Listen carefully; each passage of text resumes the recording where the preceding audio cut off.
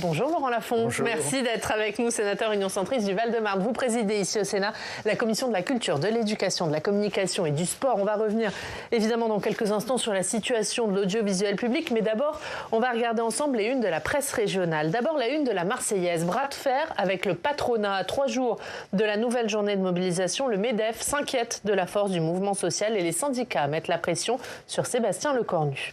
La deuxième une, c'est celle du Midi Libre. Portable en pause, un fiasco. La collecte de téléphones devait être une mesure phare de la rentrée dans les collèges, mais les chefs d'établissement l'estiment coûteuse et pas utile. Et puis la dernière une, c'est celle du Berry républicain. Permis de conduire, l'embouteillage. Les auto-écoles, on l'a dit, manifestent aujourd'hui contre les délais de passage du permis.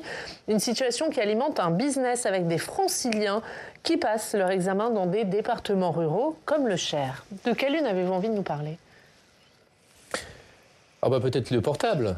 Le portable, puisque ça concerne l'enseignement, je pense que c'est une mesure indispensable, il faut la mettre en œuvre.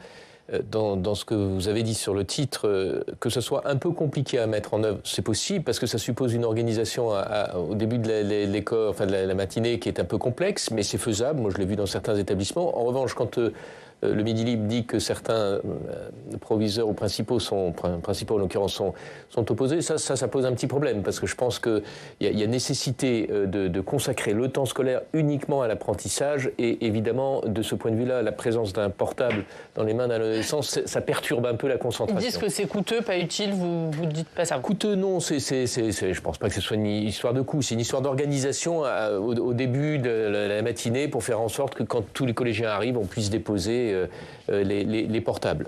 En revanche, ça suppose un petit temps de préparation. Je ne suis pas inquiet. On est fin septembre. Que tout soit opérationnel au jour d'aujourd'hui ou ne soit pas, c'est pas perturbant. Par contre, il faut que tout le monde aille dans la même direction. On va passer à l'actualité politique et Sébastien Lecornu qui a donc donné une interview ce week-end au journal Le Parisien dans laquelle il dit que lui et son gouvernement sont sous la tutelle du Parlement. Le mot est fort. Est-ce que c'est le cas ? C'est la réalité, c'est celle que nous vivons depuis un an. Il n'y a pas de majorité. Donc forcément, pour arriver à faire passer des textes et passer des lois de finances, il faut trouver des accords. On est revenu à un système de gouvernance parlementaire. Et c'est tout l'enjeu de ce qui est en train de se passer actuellement. C'est-à-dire, est-ce que ça fonctionne ? Est-ce que ça marche ? Est-ce que les formations politiques, notamment à l'Assemblée nationale, sont suffisamment mûres, responsables pour passer des accords ? C'est l'enjeu des jours à venir. Et vous pensez que ce sera le cas ? Il dit qu'il faut revenir au Parlement d'autrefois, aller chercher des compromis en séance jusque tard dans la nuit, que lui-même donnera l'exemple. Là, il est dans une rupture avec ses prédécesseurs ?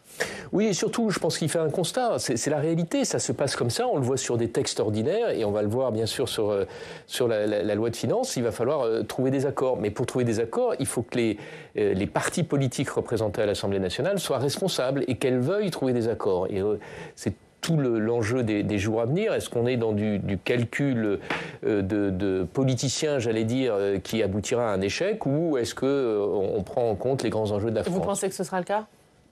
Nous verrons à la fin de la semaine. Vous redoutez qu'il n'y ait pas de budget ? Oui, bien sûr. Je redoute qu'on soit dans une situation d'impasse politique, parce que je crois que ce sera un profond constat d'échec et que les Français jugeront surtout très durement la situation. Il ne faut pas se tromper dans les petits calculs politiques que certains ont à l'esprit actuellement. La sentence des Français sera, à mon avis, très forte. Alors, Sébastien Lecornu, il dit pas de retour de l'ISF, pas de taxe Zuckman. Il dit aussi sur un autre registre non à une suspension de la réforme des retraites. Est-ce qu'il a raison de fermer autant de portes à la gauche ? Oui, il faut former les portes irréalistes. La taxe Zuckman, c'est une aberration, tout le monde le sait. C'est même dommage que le débat politique soit tiré depuis quelques semaines sur cette taxe Zuckman dont on sait qu'elle est inapplicable, invraisemblable et dangereuse. En revanche, il ouvre d'autres portes parce qu'on sait qu'il faut davantage de justice fiscale.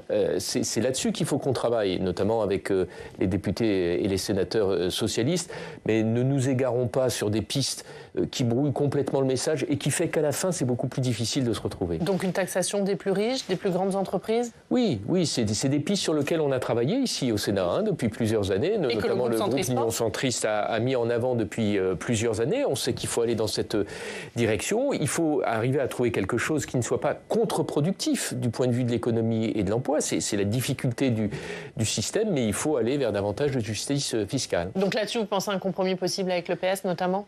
Si le PS est raisonnable, ce que j'espère, parce que les députés comme les sénateurs socialistes sont des gens qui sont raisonnables et responsables, mais s'ils vont dans cette logique et surtout s'ils prennent leur distance par rapport aux insoumis, parce que c'est tout l'enjeu de politique actuellement, c'est qu'ils prennent leur distance par rapport aux insoumis. Et sans braquer les LR, parce qu'ils ne sont pas forcément favorables à plus de taxes et à des taxes qui visent les plus riches. C'est la difficulté des compromis. C'est que dans un compromis, chacun fait un effort et en fonction de la taille de l'effort... Vous demandez à vos partenaires ici au Sénat de faire un effort? Oui, bien sûr. C'est sur la taxation des plus riches, il faudra faire un effort. On sait que c'est une attente aussi de la population et que dans le point d'équilibre qu'il faut trouver, c'est un élément important. Le Premier ministre qui en appelle également à une meilleure maîtrise des dépenses des collectivités. Et on va voir ce qu'en pensent les élus locaux. On va en Alsace, on retrouve Antoine Homé. Bonjour, merci beaucoup d'être avec nous. Bonjour. Vous êtes maire PS de Wittenheim, c'est dans le Haut-Rhin. Vous êtes également trésorier général de l'Association des maires de France. Antoine Homé, je le disais dans son interview aux Parisiens, Sébastien Lecornu en appelle, je cite, à une meilleure maîtrise des dépenses des collectivités territoriales. Il dit « Les efforts ne seront compris que s'ils sont partagés et justes ». Vous n'êtes pas d'accord ?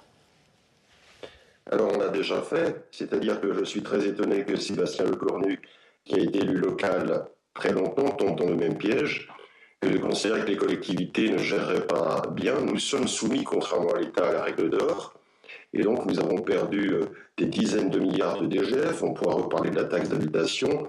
Donc je crois qu'il faut que le gouvernement balaye devant sa porte, et que dans le dialogue avec les élus, ce n'est pas une bonne manière de l'engager, que de laisser à croire que nous aurions des marges de manœuvre, ce qui n'est plus le cas, car depuis 15 ans, 20 ans, sous les différents gouvernements, on a mis à mal la fiscalité locale, on nous a privés de ressources, on nous a mis en difficulté. Donc, même si nous voulions, je ne suis pas sûr que cela soit aujourd'hui possible, et donc ce n'est pas une bonne façon d'engager le dialogue. Je suis étonné de cette façon de faire. Ouais, et la DGF, je le précise, c'est la dotation globale de fonctionnement, c'est la principale dotation qui va aux collectivités. Oui. Laurent Lafont, qu'est-ce que vous dites de ce que vient de dire Monsieur le maire? C'est pas la bonne méthode? C'est-à-dire qu'il faut y aller avec mesure. Ici, au Sénat, la majorité sénatoriale a donné les limites de l'effort. En l'occurrence, on a chiffré à 2 milliards, donc un effort à hauteur de 2 milliards, mais pas plus, pour faire en sorte que ce qui fonctionne ne soit pas déstabilisé. Or, les collectivités locales, aujourd'hui, elles fonctionnent dans la diversité des niveaux de collectivité, et notamment, elles investissent, puisque c'est une des grandes faiblesses de l'État aujourd'hui, c'est qu'il n'investit pas. Il ne faut pas qu'on freine l'investissement local, et pour ça, il faut que l'effort demandé soit mesuré. On l'a chiffré, nous, ici au Sénat, à 2 milliards d'euros. Mais est-ce que vous diriez, comme Sébastien Lecornu, qu'il faut une meilleure maîtrise des dépenses des collectivités? Mais ça, tout gestionnaire d'argent public doit maîtriser l'argent public et donc les collectivités comme tout autre opérateur. Je n'ai pas noté que les collectivités étaient dans des excès, dans des abus, mais ils savent, les maires, les présidents de conseils départementaux et régionaux savent que nous sommes dans une période où tout argent public doit être maîtrisé avec beaucoup de rigueur et de sérieux, ce qu'au font notamment beaucoup de maires. Ouais, Antoine Homé, qu'est-ce que vous dites de ça? Je constate que nous sommes d'accord avec M. Lafont, qu'au-delà des différences, et l'AMF est une association transpartisane, nous sommes d'accord. Les maires ne sont pas éloignés des habitants, ils sont face à eux, ils sont responsables, ils devront bientôt rendre compte l'an prochain. Et de toute façon, nous avons toujours été face à une contrainte financière de proximité, avec la baisse des dotations extrêmement brutale, et je l'ai dit, qui a concerné différents gouvernements, avec la suppression de la taxe d'habitation qui fut une énorme erreur et qui a été une des causes d'ailleurs des difficultés budgétaires du pays, eh bien évidemment que nous sommes depuis très longtemps soumis à une contrainte forte et que nous nous adaptons. Pourquoi ? Pour maintenir les services publics à la population. M. Lafont a été maire aussi. Nous sommes ceux qui gérons les services publics de proximité en contact avec les habitants. Donc nous sommes responsables par principe. Ah, on a un petit problème Ah oui. C'est bon, je vous entends, Monsieur Homé. Juste, vous nous parlez beaucoup de la taxe d'habitation. Alors, on le sait que les maires dénoncent la suppression de cette taxe d'habitation parce que ça fait une ressource en moins pour les communes. Est-ce que, du coup, vous demandez le retour d'un impôt local qui serait fléché sur les communes? Alors, la position de l'AMF sur ce point est très très claire. Cela fait plusieurs années que nous disons qu'il n'est pas juste que l'ensemble des citoyens ne contribuent pas aux dépenses publiques. Après, il faut le faire de façon juste, proportionnée en fonction des ressources des uns et des autres. On peut également le faire à enveloppe égale, par exemple. Aujourd'hui, beaucoup de citoyens se plaignent, les propriétaires, d'être les seuls à payer.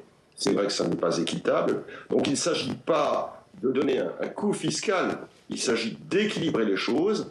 Et aujourd'hui, lorsque nous discutons avec les habitants, ils comprennent cela très bien. Rien n'est gratuit dans ce monde. Et par conséquent, les services publics locaux ont un prix. Et il est équitable que tout cela soit justement réparti. Mais je le dis encore une fois, en fonction des capacités contributives de chacun. Il faut être juste et équitable. C'est la position de l'AMF. C'est une position de responsabilité. Nous refusons la démagogie. Et nous savons que les baisses d'impôts non financées de M. Macron ont été une des principales causes, on ne le dit pas assez, de la situation financière du pays aujourd'hui. Laurent Lafont, est-ce qu'il faut envisager de rétablir un impôt qui finance les communes ? Oui, bien sûr. Après, toute la difficulté, c'est est-ce que c'est le moment de le faire ? On voit bien que le débat sur la fiscalité, il est complexe. Le débat sur la pression fiscale est très complexe. Je partage l'avis de Monsieur le maire. Le fait d'avoir supprimé des impôts locaux, c'est une mauvaise chose pour les collectivités locales parce que ça leur diminue leur autonomie fiscale, mais c'est une mauvaise chose surtout dans le lien entre la commune, les collectivités, on va dire de manière générale, et les habitants, les citoyens contribuables. C'est important cette forme de responsabilisation à travers l'impôt, et c'est vrai que les différentes suppressions, il y a eu la taxe d'habitation, comme le rappelait Monsieur le maire, mais il y en a eu d'autres aussi d'impôts locaux qui ont été diminués, voire supprimés. Tout ça n'allait pas dans le bon sens. Merci Antoine Homé, merci d'avoir été avec nous, maire de Wittenheim, trésorier général de l'Association des maires de France. Autre sujet dans l'actualité, c'est cette interview hier dans le journal du dimanche de Nicolas Sarkozy qui reparle de sa condamnation, disant que c'est une extrême gravité pour l'état de droit. Est-ce que c'est une décision de justice politique ? Écoutez, je n'irai pas jusque-là d'abord parce que je pense qu'il ne faut pas trop commenter les décisions de justice. Il faut respecter notre état de droit qui fait que la justice est indépendante. Il n'aurait pas dû tenir ses propos, Nicolas Sarkozy ? C'est un homme qui est sans doute blessé et qui a des choses à dire et il a sa liberté d'expression. En revanche, c'est vrai que des difficultés de la justice actuellement, c'est d'arriver à faire mieux comprendre ses décisions. Et c'est vrai qu'il y a sans doute une communication à avoir de la part de la justice pour que les décisions en droit soient davantage expliquées et donc comprises, parce que c'est la décision de la semaine dernière concernant Nicolas Sarkozy, c'est vrai, a posé un certain nombre d'interrogations de droit. Je ne parle pas de politique, mais en droit, et c'est vrai qu'on aurait besoin d'explications. Et notamment celle de l'exécution provisoire, qui fait que l'ancien chef de l'État ira en prison avant même d'être jugé en appel. Gérard Larcher dit que ça questionne cette exécution provisoire. Il faut revenir sur cette loi. Oui, ça questionne. Effectivement, on sait dans quel état d'esprit a été instaurée cette exécution provisoire. C'est éviter des récidives, faire en sorte que quelqu'un qui peut nuire à la société et qui présente un danger soit tout de suite incarcéré. Évidemment, Nicolas Sarkozy ne rentrait dans aucun de ces cas de figure. Donc, ça pose question. Le recours, non pas systématique, mais plus régulier à l'exécution provisoire, c'est là où on aurait besoin d'avoir un dialogue avec la justice pour savoir quelle interprétation ils font de cet article de loi et de ce dispositif législatif, parce que manifestement, il y a un écart entre ce que voulait le législateur et la façon dont ça a été appliqué. On va parler de l'audiovisuel public, puisque dans les prochains jours, vous allez rencontrer les patrons de l'audiovisuel public, ainsi que l'Arcom, l'autorité régulatrice, et c'est l'objet de votre éclairage, Alexandre. Le Sénat qui lance donc cette semaine un cycle d'auditions sur l'audiovisuel public en plein dans la tourmente. Oui, alors dès demain, une délégation de sénateurs Les Républicains va se rendre à France Télévisions pour rencontrer la présidente de France Télévisions, Delphine Ernotte. Mercredi, le président de l'Arcom, l'autorité de régulation de l'audiovisuel public, sera auditionné au Sénat, tout comme la semaine prochaine, Delphine Ernotte, la présidente de France Télévisions, et également Sybille Veil, la présidente de Radio France. Alors les sénateurs souhaitent réaliser ces auditions alors que la guerre est déclarée entre l'audiovisuel public et les médias appartenant à Vincent Bolloré, une querelle ancienne, mais qui s'enflamme depuis 3 semaines et depuis la diffusion d'une vidéo par le média d'extrême droite L'Incorrect, montrant 2 journalistes de France Inter, Thomas Legrand et Patrick Cohen, dans une brasserie parisienne avec des responsables du Parti socialiste. Thomas Legrand leur assurant que lui et Patrick Cohen allaient, je cite, s'occuper de Rachida Dati en vue des municipales à Paris. S'en est suivi une campagne d'attaque des médias du groupe Bolloré contre l'audiovisuel public, que ce soit dans la presse écrite. On voit cette une du journal Le JD News CNews, le magazine du journal du dimanche, ou alors à la télévision sur la chaîne CNews, des attaques contre l'audiovisuel public auxquelles la présidente de France Télévisions, Delphine Ernotte, a répondu de manière assez virulente le 18 septembre dernier dans une interview au journal Le Monde. Je la cite, « Il faut admettre que CNews est un média d'opinion, qu'ils assument d'être une chaîne d'extrême droite ». Laurent Lafont, est-ce qu'une présidente d'un groupe d'audiovisuel public doit tenir ces propos ? Moi, je trouve que les propos de Delphine Ernotte sont maladroits. D'abord parce que c'est comme vous l'avez rappelé à l'instant, c'est pas nouveau. Le fait que l'extrême droite soit très opposée à l'audiovisuel public, c'est même, j'allais dire, un de leur fondement idéologique. Donc on n'est pas dans quelque chose de nouveau.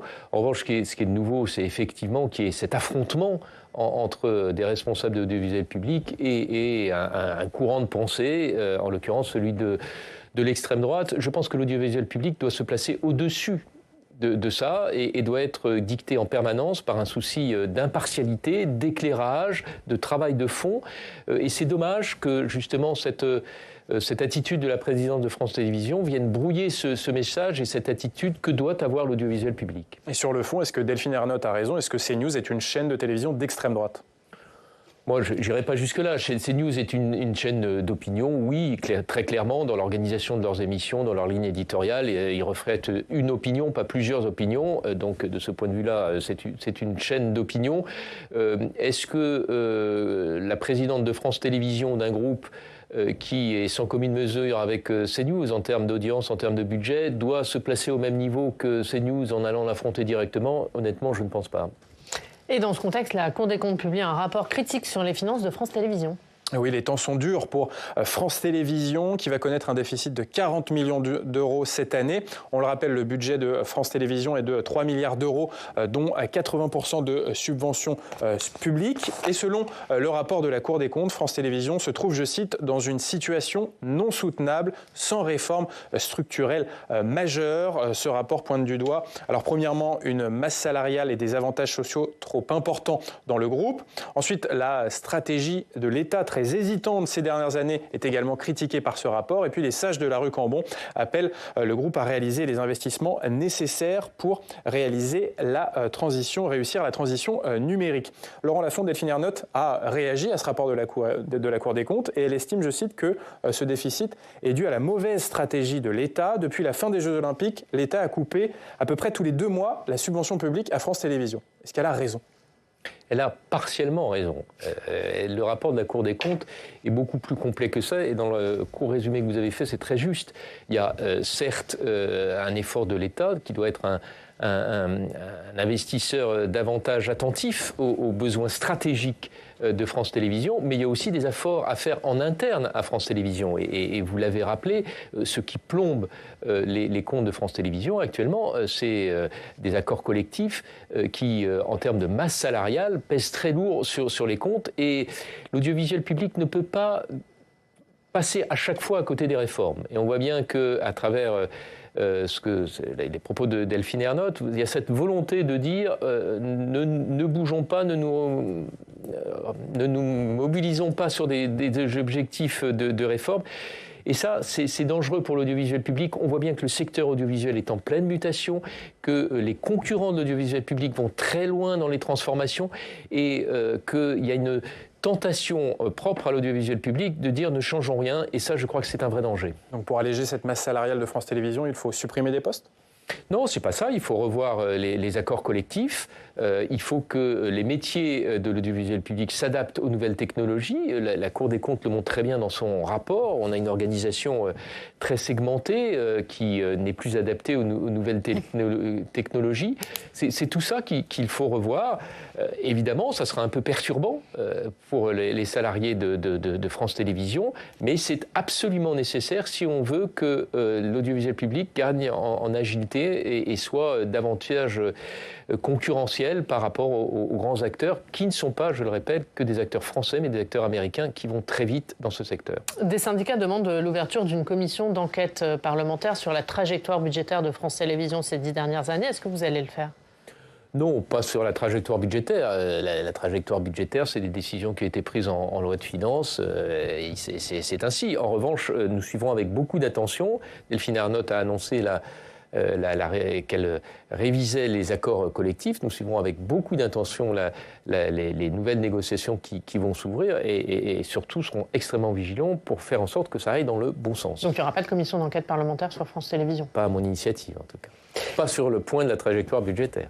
Mais sur un autre point? Non, on verra. Nous allons lancer un cycle d'audition, vous l'avez dit à l'instant, avec le président de l'ARCOM et surtout les 2 présidents de l'audiovisuel public, en fonction des réponses qui nous seront apportées. Nous verrons comment nous continuons. Est-ce qu'il peut y avoir un manque de transparence et des choses qui méritent d'être creusées? Non, je crois que c'est nécessaire que les présidents de l'audiovisuel public aient un dialogue avec la représentation nationale, et en l'occurrence avec le Sénat. On a un certain nombre de points, de questions à leur poser, que ce soit sur des questions d'impartialité, que ce soit sur des questions de gestion des entités publiques. Ce dialogue, il est nécessaire et important, et en fonction de ce qui nous sera dit, nous verrons quelles poursuites nous ferons à nos travaux. On parle de la PPL, proposition de loi sur l'audiovisuel public. Oui, puisque Laurent Lafont, vous êtes l'auteur d'une proposition de loi de réforme de l'audiovisuel public qui crée une holding chapeautant les différentes entités de notre audiovisuel public. Dans le calendrier du Parlement à venir, dans les semaines, dans les mois à venir, est-ce que cette réforme doit être une priorité? Oui, elle est indispensable et on le voit bien, hein, l'audiovisuel public est arrivé au bout d'un cycle. Il faut inventer, créer un nouveau cycle qui permette à l'audiovisuel public d'être davantage, d'être plus agile, d'être plus performant, etc. Tout en restant, bien sûr, sur ses missions de service public. Cette réforme, elle est absolument indispensable. Et ce qui vient de se passer depuis 15 jours, 3 semaines, en est une nouvelle fois l'illustration. Et vous pensez qu'il y aura de la place pour cette réforme dans le calendrier ? Tout devient plus compliqué, forcément, dans le contexte politique qui est le nôtre, et puis dans le fait que chaque semaine qui passe, c'est un temps parlementaire en moins. Hein, c'est des jours pour lesquels on aurait pu faire passer un certain nombre de textes qui disparaissent. Mais moi, je souhaite, bien entendu, que cette réforme aille jusqu'au terme. On y est presque. Il ne reste plus qu'une lecture à l'Assemblée nationale. On va aller voir l'actualité dans votre département du Val-de-Marne. On retrouve Cécile Dubois. Bonjour Cécile, merci d'être avec nous, rédactrice en chef de 94citoyen.com. Cécile, avec vous, on va évoquer le dossier du projet de prison de Noiseau. Les choses se précisent. Oui, pas dans le sens voulu par les élus. Le projet d'une prison de 800 places à Noiseau, qui est une petite ville qui compte encore des terres agricoles, a fait l'unanimité des habitants et des élus contre lui depuis son annonce par l'État en 2018, donnant lieu à de nombreuses mobilisations, des manifestations, des marches en coulisses. Un des derniers remparts était le schéma directeur régional qui prévoyait de maintenir des activités agricoles sur place. Mais cet été, la publication de ce schéma définitif a douché les espoirs. L'État a en effet conditionné la validation du schéma à l'ajout d'une pastille ouvrant la voie à une possible artificialisation des sols pour pouvoir construire la prison. Et pourquoi il a fait ça? Parce que la prison a fait l'objet d'un classement en projet d'intérêt général par l'État en 2024. Alors, étant donné le problème de surpopulation carcérale actuelle, il semble assez peu probable qu'un fléchissement puisse intervenir maintenant sur ce sujet. Comment réagir dans ce contexte? Faut-il renoncer à s'opposer au projet et l'accompagner? Ou y a-t-il encore des voies de recours crédibles et lesquelles? Monsieur Lafont, oui. D'abord, Cécile Dubois a très bien résumé la situation. On est dans un bras de fer entre l'État et les élus, les collectivités d'un côté, puisque effectivement, il y a une unanimité côté élus et collectivités pour s'opposer à ce projet qui n'a jamais été fait en partenariat, jamais été fait en concertation et qui nous est imposé dans un endroit où on pense que ce n'est pas adapté pour plusieurs raisons, la question de la préservation des terres agricoles, mais aussi le problème d'accès à cette future prison. La voirie n'est pas adaptée. Et donc, il faut continuer ce bras de fer sur le plan politique, bien entendu, mais aussi sur le plan juridique. Il y a un certain nombre de recours qui ont été déposés. Nous verrons quelles sont les issues à ces recours. Cécile ? Merci. Tout est clair. Merci beaucoup. Merci beaucoup Cécile Dubois pour votre réponse, rédactrice en chef de 94citoyen.com. Merci Cécile d'avoir été avec nous. Un dernier mot, Laurent Lafont, puisque dans quelques secondes, à votre place, on va recevoir Éric Coquerel, le député La France Insoumise, qui a déposé une proposition de loi la semaine dernière pour interdire la multipropriété dans le sport. C'est-à-dire qu'un actionnaire ne pourrait pas avoir un club français et un club européen. Est-ce que vous y êtes favorable ? Alors, la proposition de loi telle qu'elle est rédigée, pas forcément, mais en revanche, que nous travaillons sur ce sujet, oui, et qu'on travaille avec tout le monde, oui. Nous-mêmes, avec Michel Savin, on a commis un rapport sur la financiarisation du football français, dans lequel nous abordions la question de la multipropriété, parce que c'est vrai que c'est un sujet nouveau qui pose question, et qui pose question notamment du point de vue des règles sportives. Voilà. Est-ce que la multipropriété ne vient pas mettre en difficulté les compétitions sur un plan sportif? Donc il y a sans doute nécessité d'encadrer davantage cette multipropriété. Est-ce qu'il faut aller jusqu'à l'interdire, tel que le propose Éric Coquerel? Je crois honnêtement que ça n'est pas faisable d'un point de vue juridique, notamment au regard du droit européen. En revanche, à mieux l'encadrer et à donner à la DNCG, qui est l'organisme de contrôle de gestion, des moyens pour prévenir les situations dans lesquelles une multipropriété peut poser problème, je crois que c'est nécessaire. Vous allez pouvoir travailler avec lui? C'est une proposition de loi qui est transpartisane? On est ouvert avec tout le monde. Nous-mêmes, nous avons une proposition de loi qui est d'ores et déjà dans les tuyaux législatifs, puisqu'elle a été votée quasiment à l'unanimité ici au Sénat, et on attend le passage à l'Assemblée nationale. On peut imaginer que dans la proposition de loi que j'ai déposée et pour lequel Michel Savin était le rapporteur, il y ait aussi des amendements qui se greffent sur la question de la multipropriété. Ce n'est pas inenvisageable, donc il faut qu'on travaille ensemble. Merci Laurent Lafont. Merci beaucoup d'avoir été notre invité pendant cette première demi-heure.